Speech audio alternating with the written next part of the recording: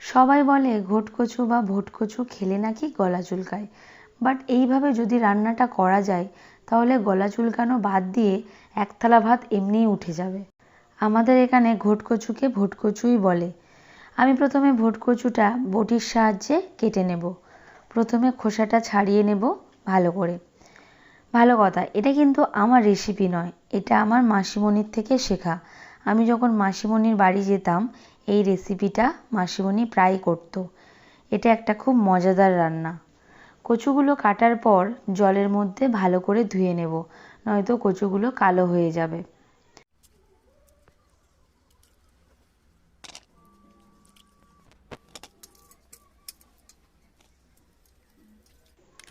এবার একটা গ্রেটারের সাহায্যে কচুগুলোকে এইভাবে গ্রেট করে নেব।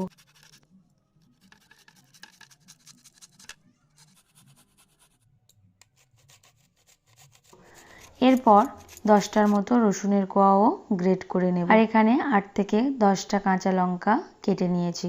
এখানে আমি কোনো গুঁড়ো লঙ্কা অ্যাড করব না, তবে ঝালটা যে যার মতো স্বাদ অনুযায়ী বুঝে দেবেন।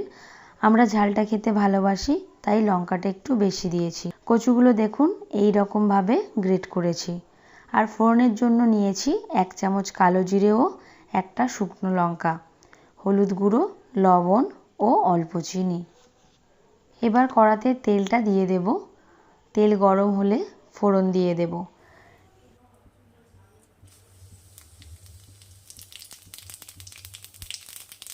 এরপর কাঁচা লঙ্কাগুলোও দিয়ে দেব। একটু নাড়াচাড়া করে নেব। যখন একটা সুন্দর স্মেল আসবে তখন রসুনটা দিয়ে দেব। রসুনটা একটু হালকা করে ভাজবো। এরপর গ্রেট করা কচুগুলো দিয়ে দেব। কচুটা দেওয়ার পর একটু নাড়াচাড়া করে নিয়ে লবণ ও হলুদটা দিয়ে ভালো করে নাড়াচাড়া করে নেব।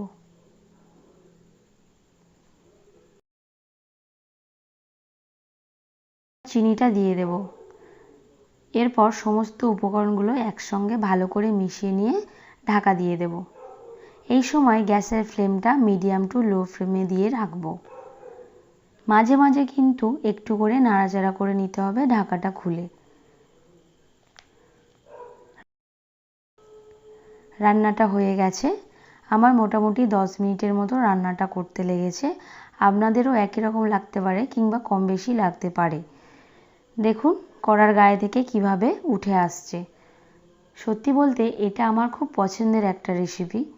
আপনারা বাড়িতে একবার বানিয়ে দেখুন, এক থালা ভাত নিমেষেই উঠে যাবে।